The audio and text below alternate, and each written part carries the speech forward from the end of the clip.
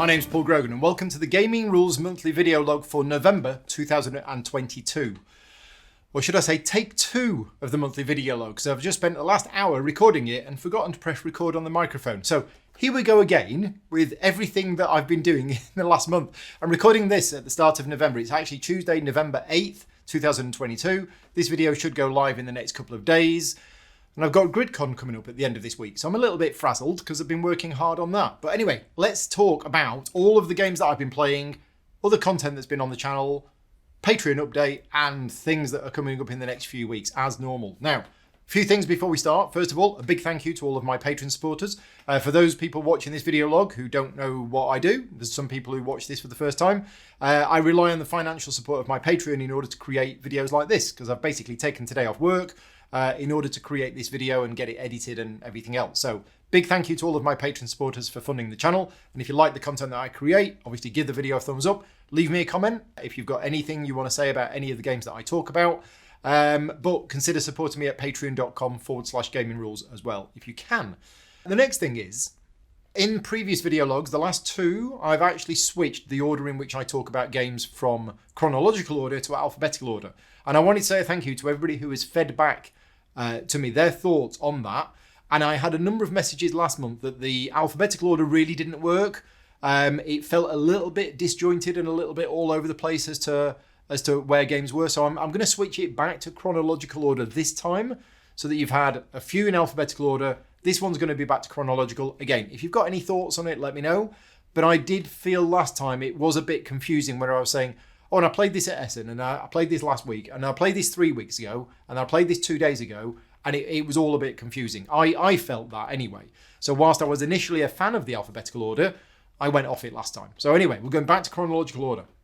The other thing that I wanted to talk about is positivity in games. Now, last month, I made a bit of a change in these monthly video logs, and if you didn't watch last month, I'll give you a very, very brief summary.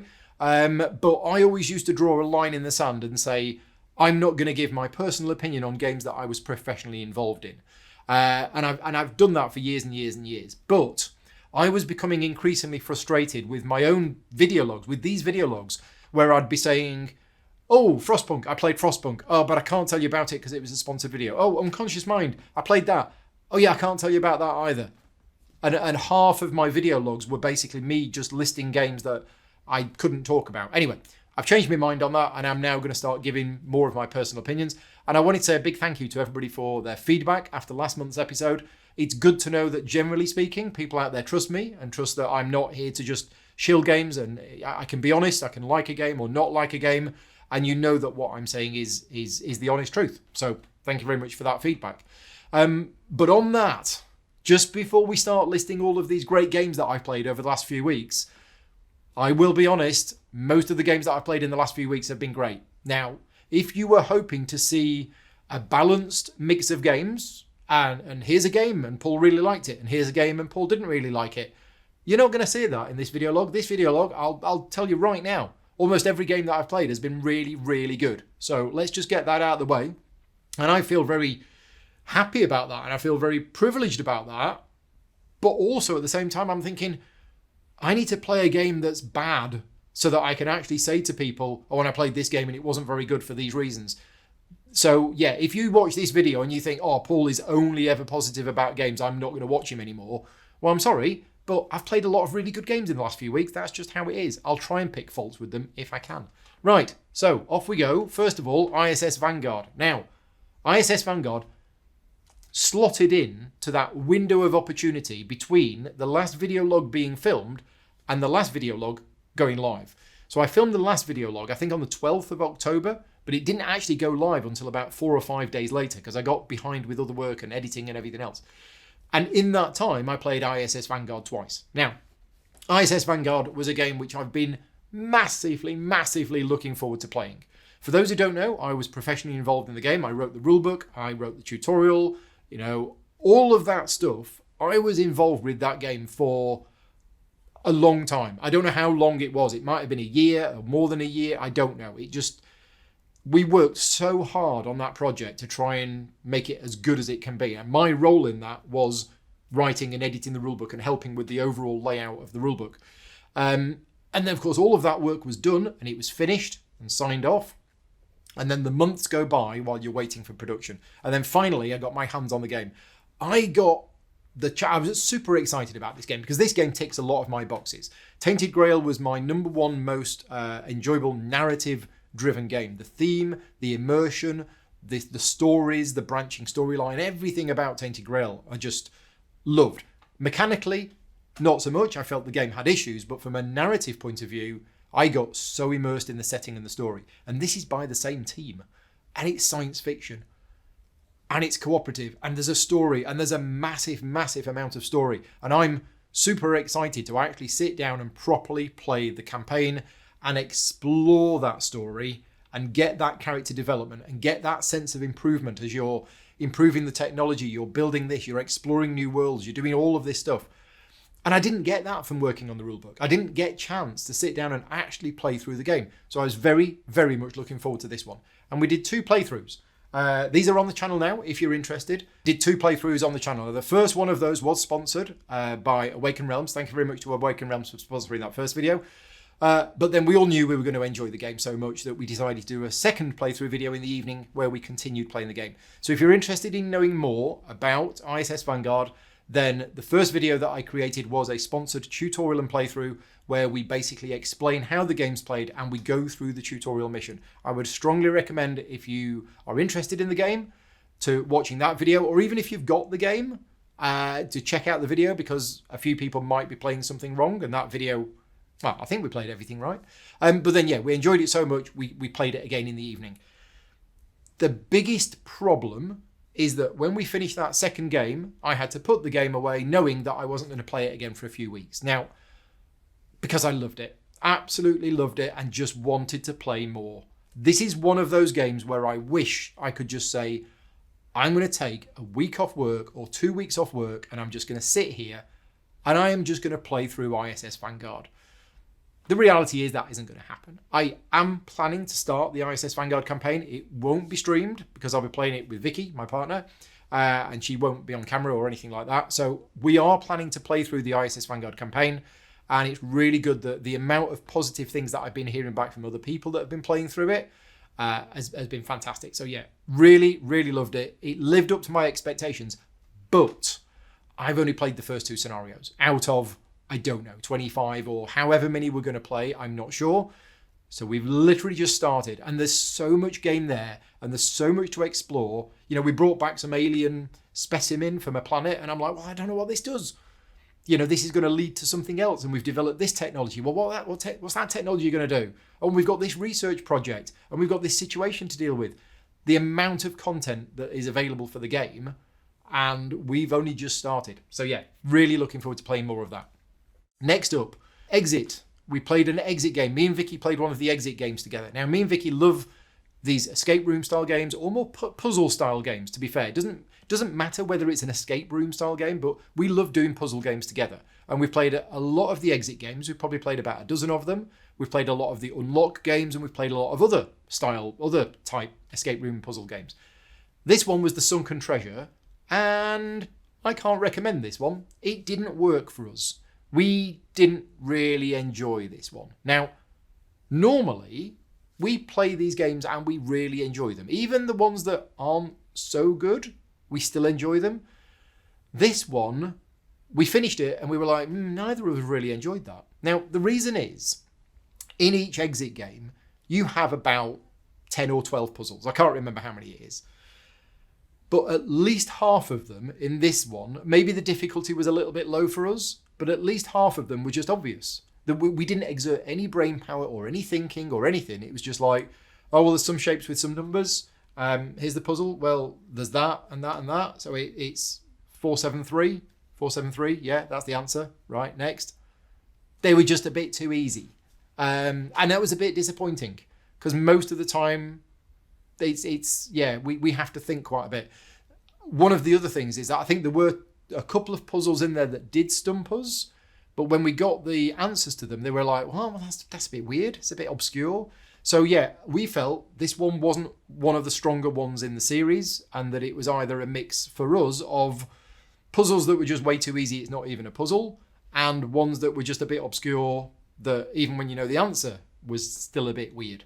Anyway, so it was nice to play games together. It's nice to do puzzles together, but we want something that's a bit more of a challenge. So yeah, that one was a bit disappointing.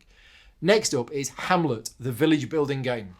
Now, I've been excited about this game for quite a while. I first saw it at Essen 2021, and the reason why I'm excited about it is that it is a collaborative village building game. So it's not cooperative, but it's collaborative in that you're all building up the same village, and it uses a similar method to Roads and Boats in that resources are not owned by any one player. The resources are just on the board.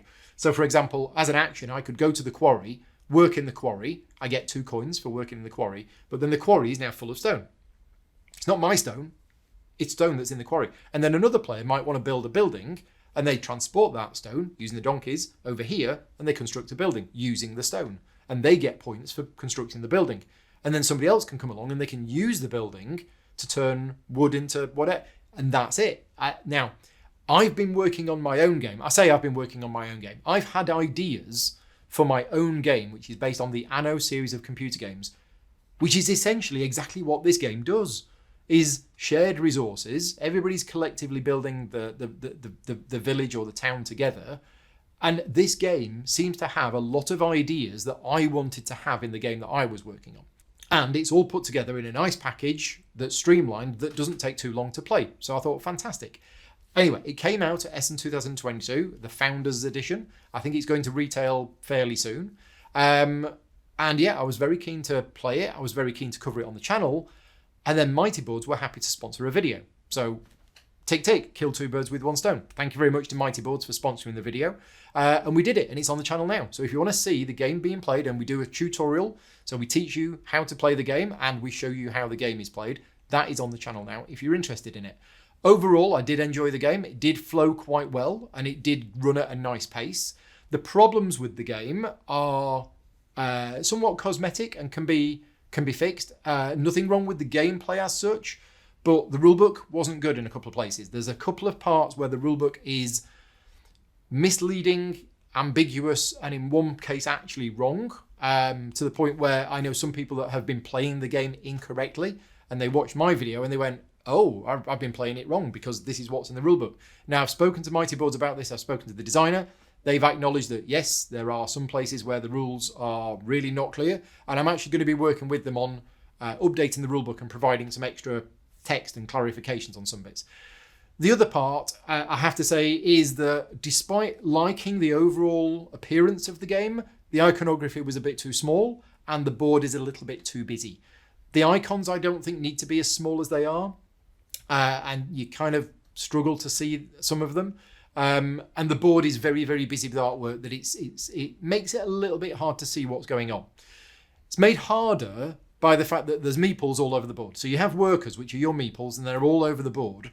And what you do at the start of each round, you stand those meeples up, and then when it's your turn, you take actions with each of them and you lay them down. And a laying down meeple covers up more of the game board than a standing up meeple. Now, a few people have said, and I agree with this, that there's no need to actually keep your meeples on the board. So here's how it works. Mechanically, your workers, when it is your turn, they can go wherever they want. They can move to any space on the board. They effectively can teleport wherever they want to. Therefore, there is no need from a game design point of view to keep them on the board from one round to the next, because they don't have like 3 movement points. Oh, he was here last turn. 1, 2, 3. He's now going here. No, he can go anywhere on the board. So actually, one of the suggestions which I would now use in my games is, when it's your turn, you don't have your meeples on your board on the board. You have them in front of you. And then when it's your turn, I've got 3 meeples. I've got 3 workers, right? I'm going to place 1 there, do the action, 1 there, do the action, 1 there.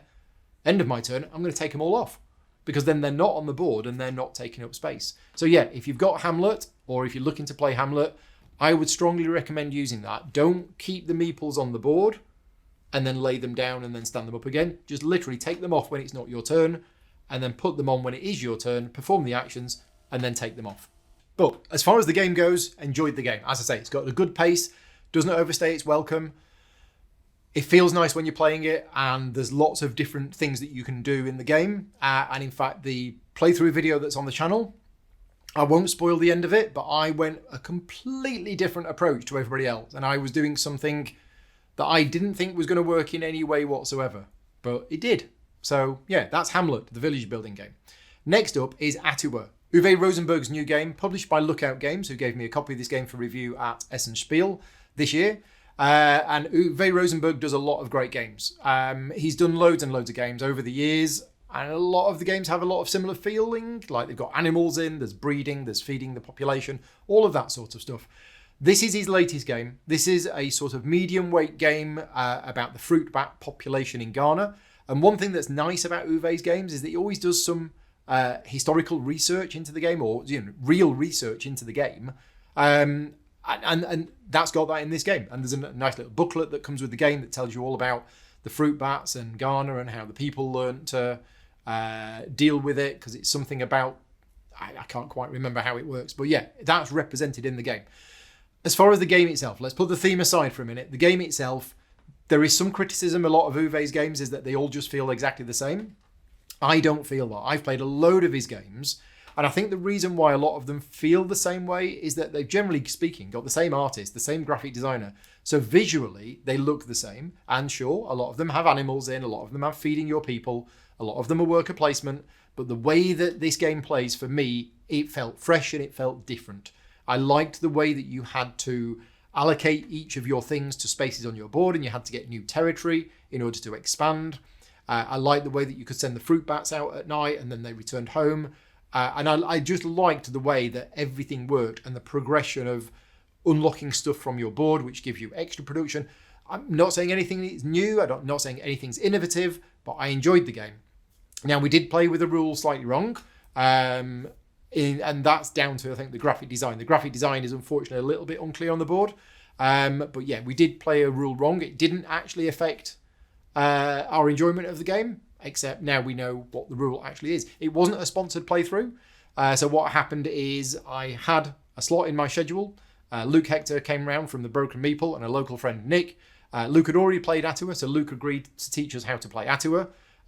He'd played it a couple of times before already, and that playthrough, it highlighted to him a couple of rules that he'd been getting wrong. So hopefully he now knows the proper rules of the game. But yeah, that was not a sponsored playthrough video.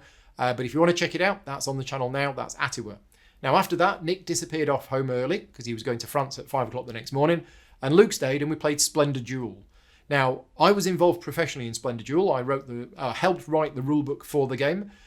Splendor is a great gateway game and can be played with 2 players. So why do we need Splendor Duel? Well, the duel games have been very popular. Seven Wonders Duel, and there's been a few other ones as well, and they always seem to be very popular. And for Splendor Duel, Bruno Cathala came on board as the designer, and wow, he's turned Splendor into a really, really good head-to-head 2-player game. Now, Splendor was already okay at 2-player, but the big difference with Splendor Duel is, I think Splendor, the original game of Splendor, is a gateway game that can be played with families and non-gamers. Splendor Duel is not. Splendor Duel, I'm going to go out on a limb and I'm going to say is twice as complicated.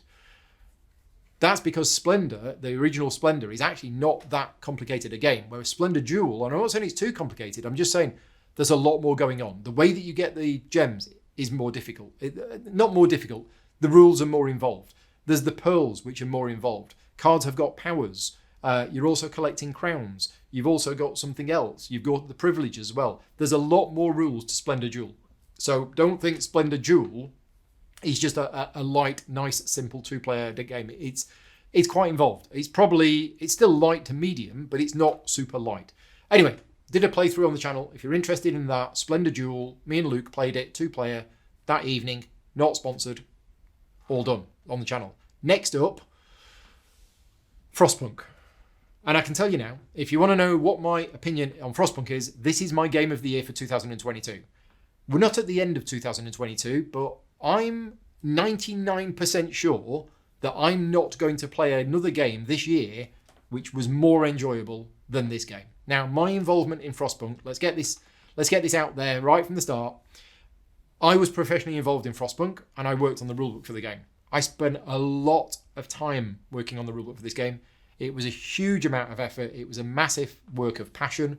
Lots of late nights, lots of weekends, lots of hard work with the development team. And I think we did a really good job.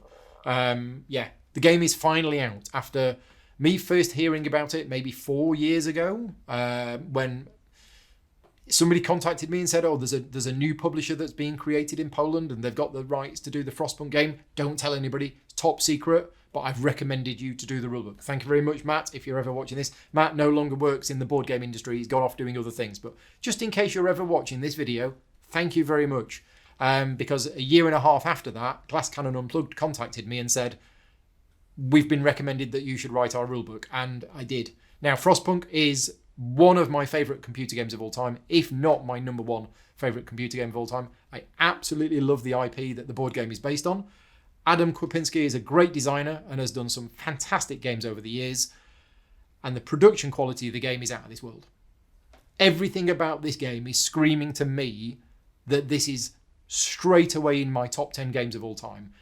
Now, this is my personal opinion about the game because I like the theme, I like the setting, I like the gameplay, I like the struggle, all of that lot. Everything about this game ticks almost all of my boxes. It's fantastic. And I know some people might be watching this video going, oh, I played it once and didn't like it. That's fine. Games are out there. There's different games for everybody. And I know some people who do their top 5 games of the year, and I watch them and I'm like, seriously? That game was awful. Why is it in your top 5? We all have different opinions about the game. And you're watching this video to find my opinion. And my opinion is, this is the best game that I've played this year. But I always knew it was going to be, because working on the project and being involved in it and seeing how the game plays, and I played it a few times during development of the game, so I knew that this was going to be very, very high on my list. But we did a playthrough video. It's on the channel now. A lot of work went into preparing for that video. I basically spent about 2 days of time preparing, learning the game, setting the studio up and everything else. And then the night before the video, we actually did it as a live stream on a Sunday. The night before, I got about 2 hours sleep, maybe 2 or 3 hours sleep, because I was so excited. I was excited about playing the game after so much build-up of anticipation over years, but also I was very, very nervous because it was a sponsored video, and I thought, Paul, you've got to get this right. This is a massive game with a massive rulebook, and it's really complicated. You've got to make sure you get this right. Your professional reputation is on this. It's not, but that's the way I sort of felt. Thankfully, the video went really well. And if you want to see that, that is on the channel now. But yeah, Frostpunk, I cannot wait to play this game again. Next up, Unconscious Mind. Here. Now, at the time of filming this video, it is November 8th, 2022. This is going live on Kickstarter later today. So if you're interested in checking out the Kickstarter campaign for Unconscious Mind, by the time this video goes live, the campaign for this will be live. If you're watching this video in a year's time, then it's probably closed and been done. But Unconscious Mind is the latest game from Fantasia Games that brought us Endless Winter. Designer Johnny Pack. Basically, your professors working with Dr. Sigmund Freud before Freud was massively famous, going around. You're taking on clients who've got various issues that need dealing with, and you are treating them as clients, and you are trying to fix them and make them better. And that will get you reputation, it will get you points and all sorts of other things. You're also going to be writing journals and books about things you can cite from each other's work and all sorts of other things like that. Mechanically, I class this as a medium to heavy Euro game. It's very, very much a Euro game. It's 100% a Euro game. But I don't think this is medium weight. This is medium to heavy, going along to heavy. I know some people that say this is a heavy game. Some people say it's a medium game. But for me, this is nowhere near a medium game. There's a lot going on in this game. A few people have commented to me after seeing the playthrough. I did a playthrough video for this on the channel if you want to see it. Is that it reminded them of a Mindclash game. And I can see that comparison. Now, Fantasia Games is a different publisher. But when you look at the game and you look at the production and you look at the graphic design and the art and how it's all put together, and you look at the depth and the weight of the game, this game could very easily have been a Mindclash Games game. So if you don't know anything about this game, but you like games from Mindclash Games, go and check this out. Because although it isn't from Mindclash Games, it's got that similar feel to it. I think this is going to be a big hit. I think mechanically, I really enjoyed the game. I'm not 100% sure about the thematic connection between the mechanisms and the actual setting of the game, but that to me isn't an important thing. I like the setting of the game and I like the mechanisms of the game. And what you're doing, the action selection system is clever. What you actually do is clever. The way that you generate these hearts. It's effectively a contract fulfillment game. You get these clients and they've got these grief cards on top of them and they've got a certain amount of hearts and they have dreams and you need to delve into their dreams and try and fix them. And the way you do that is by each dream has on it a certain printed requirements. And once you've met those requirements, you can then fix that dream. It's contract fulfillment. It's generating resources and then spending those resources to fix the dreams. But as I say, they've done a fantastic job with the production of the game. The artwork is absolutely superb. The gameplay is very, very solid. You can see a gameplay video on the channel now if you're interested in it. What I will say is that the game is in development. Since doing that playthrough video, the designer, Johnny Pack, has sent me a whole big list of tweaks and changes that they're looking to make. So the game is still in development. And the reason why I'm saying that is anybody who watches videos that are put out at the time of a Kickstarter and thinks, right, this is the final version of the game. No, it's not. The game is still in development and all of the tweaks that I've seen are making it even better. So that's Unconscious Mind. Next up is Mobile Markets, a smartphone Inc. game. So a funny story to tell you about this. I actually picked up a copy of this game at Essen 2021. So last year's Essen, I went to see Arcane Wonders and I spoke to Robert, who's the president of Arcane Wonders. And I've known Robert for years and Robert's very generous with giving me a bunch of games for review or so that I can lend them to other people and basically spread the word about the games. And he gave me a copy of Mobile Markets, which is a Smartphone Inc. game. It's by the same designers, same publishers, similar setting, similar artwork and graphic design, but it's a completely different game. And unfortunately, it was one of the games that I didn't get around to covering at all. And I looked at covering it at one point about 6 months ago, and then I thought, well, hang on a minute, this game isn't actually available. You can't get this game anywhere. So about a month before Essen this year, I spoke to Robert, and he said, oh, yeah, we'll meet up again, and I've got some more games for you. And I said, look, Robert, you gave me a copy of Mobile Markets last year, and I haven't covered it on the channel yet. And he said, no, that's fine. I said, well, why? You gave it me a year ago, and I've not covered it. He said, yeah, there were some issues with the production, and in fact, we've delayed it, and it's not coming out until this year. In fact, it's actually coming out January 2024. So he said, it's a good job you didn't do any coverage for it because nobody could get it. So it's like, oh, right, okay. So I said, well, do you want me to cover it on the channel? He said, yeah, cover it on the channel. So it's now been covered on the channel. So Mobile Markets, a Smartphone Inc. game, is printed, copies have been produced, it's on a boat, and people will be getting it. I think it's going to retail January, but if you wanted to see a video on it, I did a video for it last week on the channel. Now, I played it 3 times. I played it on the Thursday night at the local Cranbrook Games Group. Then I played it on the Friday afternoon, and then we played it Friday evening.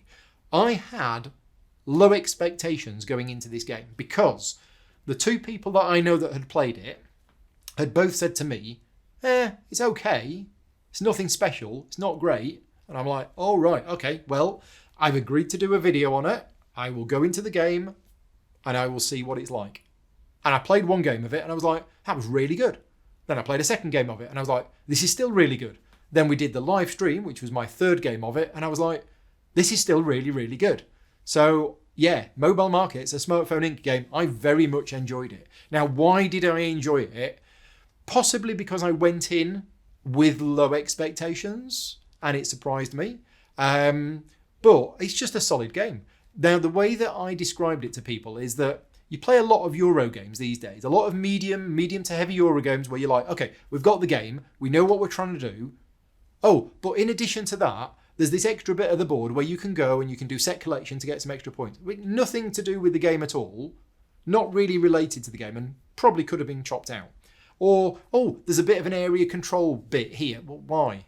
Oh, well, just so that there's something else to... No. Mobile Markets was a game where there's no fluff added. It is basically get technology, develop features for your phone, do the marketing, produce the phones, sell the phones to the customers, get your money. Repeat. That's it. Everything in the game is needed for the game to work. It's not a complicated game. It's a medium weight game, maybe slightly on the lighter side of it, but the deciding what to do, the depth in the game comes from the decisions that you have to make and not the rules complexity. Rules were relatively simple, but actually deciding what to do in the game, That was the tricky bit. But anyway, I've played it 3 times. I really enjoyed every single time I played it, even though we played the first game slightly wrong. So yeah, I would recommend Mobile Markets. It doesn't overstay its welcome. It's a relatively short game, probably takes about an hour to an hour and a quarter to play. And yeah, it worked really well. Next up, a game that didn't work so well was War of the Ring, the card game, at 3 players. Now, to be fair, I've actually covered this twice in the last month on the channel. So if you go back to my channel and have a look, you will see a War of the Ring 4-player playthrough and a War of the Ring 3-player playthrough. Let's talk about the 3-player game first. I would never play the game again at 3-player. I really didn't feel it worked whatsoever. Let's go back to the 4-player game. I thought it was fantastic. Not just me, we all enjoyed it. So there's a video on my channel, War of the Ring, the card game, tutorial playthrough and review, and it's a 3-hour long video. Now, it's not a 3-hour game, it's a 90-minute game, but this wasn't a sponsored video. I picked up a copy from Aries Games, thank you very much for the review copy of the game, but it wasn't a sponsored video. So for my sponsored videos, I take the time, I learn the game, I practice it, and the video is, short, concise, and correct. If it's not sponsored, I'm afraid I just don't have the free time to do all of that preparation. So what we did is we sent the rulebook out to the other players beforehand, and that video that's on the channel is a 3-hour video of 4 people learning how to play the game and then playing it, which is why it was long. And we loved it. I mean, I loved it, and everybody came away from the game thinking, this game is fantastic. For them to capture the Lord of the Rings and the War of the Ring theme in just cards, it was really, really well done. It's designed by Ian Brody, who's done the Quartermaster General series of games. Each player has their own deck of cards. You go through that deck, but mechanically, it works extremely well. Thematically, every card works thematically really, really well. It's just a fantastic game. 4-player card game, worked brilliantly. The 3-player card game, not so much. Really, really wasn't keen on it. Without going into details here, if you're interested, check out the end of the 3-player playthrough video, which is the second one on my channel, and we talk a bit about why it didn't work. The turn order was just a bit janky and felt a bit weird, even though we played it correctly, I think. And searching through cards in your deck when you've got a 60-card deck, I'd never play the game again at 3-player, but I thought the game was fantastic at 4-player. So that's the War of the Ring, the card game. Next up, Stick'em. Played 1 round of Stick'em at the Cranbrook Games Group because we had about 20 minutes free at the end of the night. I brought Stick'em with me. It's a fantastic little evil trick-taking card game where you stitch up other people, hence the name of the game, to give them pain cards. Very, very clever, very good, lot of fun, and perfect for conventions. If you come into GridCon, if you're watching this video and you come into GridCon and you've got 20 minutes, 30 minutes free and you want to play a little card game, Stick'em is the game one of the card games that I'd recommend. Yeah, just really good. Finally, Castles of Burgundy.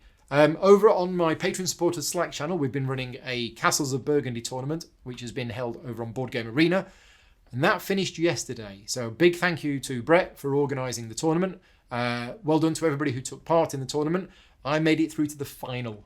And then I had the worst game that I've ever played of Castles of Burgundy. But despite that, I still came close. I got 181 to 185. So congratulations to Dan. Dan played a blinder of a tournament. Has done really well. And I'm very happy that I got through to the final. But I've been playing a lot of Castles of Burgundy online. My opinion of Castles of Burgundy is the same as it has been for the last few years. It's a great game. I absolutely love the game. But I don't want to play it at 2. Every time I play it at 2... the tile mix that comes out is just wonky and it just doesn't seem to work. At 4-player, you get a better mix of tiles that come out, and it's one reason why I don't rate it as highly as other people do, is that I believe it doesn't scale well to the lower player count. I think it needs some tweaks to the game to make it less wonky at 2 players. And one of the suggestions is that you take out one of the sets of animals. And I would do that, but that's not an option on Board Game Arena. Anyway, that's all of the games that I've been playing over the last few weeks. What did you think? If there's any of them that I've talked about that are your favourites, or any that I've talked about which I liked and you didn't like, let me know in the comments. I'm always curious to see what you think about the games. Now, one game that you might think is odd that I haven't talked about it, because this is on my channel. This is Undaunted Stalingrad. And the reason why I didn't just cover it is, although I have videos on my channel for Undaunted Stalingrad in the last few weeks, I didn't play in those. Rob and Paul Snuggs came round and I taught them how to play, and then they played it. I didn't actually play in those games myself. So yeah, I mean, I can talk about the game and I can let you know what I think about it. I think it's by far the best in the Undaunted series of games, and it's a good place to start if you haven't played any of the other ones. That said, it's very expensive compared to the other games. You can pick up a copy of Undaunted Normandy for like 25 quid or something like that, whereas Undaunted Stalingrad, big box, loads of extra components, it's going to be a lot more expensive. But adding a campaign style system to the game is just genius. Because Undaunted is a nice system, but suddenly at the end of a scenario, when you've got soldiers who actually died and get replaced by reserves, so this guy turns up with a shovel and he's like, what do I do? And it's a card with no ranged attack value. And you're like, oh yeah, because he hasn't got a gun. Whereas other soldiers you'll get will promote themselves. And then it unlocks other units as the game goes on. And it's a campaign, it's not a legacy system. So there's no stickering, there's no drawing on anything. It's a fully resettable campaign. Yeah, Undaunted Stalingrad, fantastic production, really, really good. I also did an unboxing video for Flamecraft on the channel as well, which I've just agreed to do a sponsored playthrough of in December. So that'll be coming to the channel in December. Right, moving on to what's coming up over the next few weeks. Well, we've got GridCon. GridCon is happening this Thursday. So GridCon is my own convention that I organise with my partner Vicky. It starts, we're going up on Thursday. GridCon officially runs from Friday to Sunday. If you are interested in coming to GridCon, I'm afraid we're sold out. Please do not just turn up on the day because you've heard about it. There are no tickets available and you can only get in without a ticket. We are limited on table space and chair space. So yeah, if you haven't got a ticket, I'm afraid you can't come. But keep an eye on the GridCon website and I will be talking about it. We will be selling tickets for GridCon 4 sometime next year. GridCon 4 will be happening in November 2023. But yeah, GridCon's coming up. I'm very much looking forward to it, but it's been... Don't run your own convention. The amount of work that it's been, I mean, literally, no word of a lie, it's been probably 4 to 5 hours of admin work every day for the last month. I'm so tired, I'm so exhausted, and I'm so far behind on the work that I should be doing, but we're almost there. It's happening in a few days' time. So that's GridCon. Coming up before GridCon, though, this Wednesday, I'll be doing a game of Aeon's End Digital. Now, that's probably already on the channel by the time this video goes out, but I might get this video done tomorrow. If I can get this video done tomorrow, I will. But yeah, Aeon's End Digital is a fantastic digital adaptation of a brilliant, brilliant game. And Brett and Johnny are joining me tomorrow night, and we're going to be doing just a 3-player game of Aeon's End Digital. That'll be on the channel soon. When I get back from GridCon, there will be more Frosthaven video work. I'm working on the Frosthaven How to Play video at the moment, which is a massive amount of work. I'm also going to be doing a video for Fire and Stone, Siege of Vienna 1683. Capstone Games have asked me to cover that on the channel, and it's a game which I looked at and I thought, oh yeah, this is a little bit interesting. So I'm going to be covering that on the channel on Friday the 18th of November. And then the week after that, I'm going to be covering Pole Position. Pole Position is from a company called Do It Games. They contacted me. They didn't know I was a Formula One fan when they contacted me, and they said, hi Paul, we like your channel, we like the videos you do. Would you be interested in covering our new Pole Position Formula One motor racing game? And I said, absolutely yes. So I'm going to be covering that at the end of November as well. I've also got a couple of days set aside for some solo gaming, which I hope to do because I've been a bit behind on that. Other things that I've done recently, there will be a podcast recording going out, or 3 of them. So Liz Davidson from the Beyond Solitaire podcast, she, with the help of various other people, put together this top 200 People's Choice Solo Games Award. And on Sunday, just last weekend, spent about 5 hours recording with Liz, Mark from One Stop Co-op Shop, and Jeremy Howard from Man vs. Meeple.